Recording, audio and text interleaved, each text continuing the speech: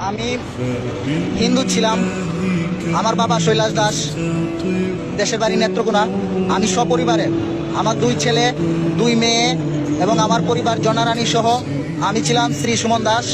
কোর্টে এফিডেভিট করে ইসলাম ধর্ম গ্রহণ করি 16 তারিখে অ্যাডভোকেট রফিকুল ইসলাম স্যার এবং অ্যাডভোকেট মহিবুদ্দিন স্যারের মাধ্যমে। আল্লাহ তাআলার মনোনীত ধর্ম ইসলাম, আদি যুগ থেকে চলে আসছে ইসলামের উপরে।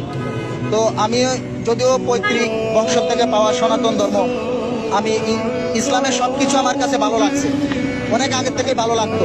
যার জন্য আমার 2 ছেলে ঢাকায় পড়াশোনা করে, একজন কলেজে শৈবাল দাস, তিনিও এখন নাম পরিবর্তন করে হয়ে যান জুলফিকার।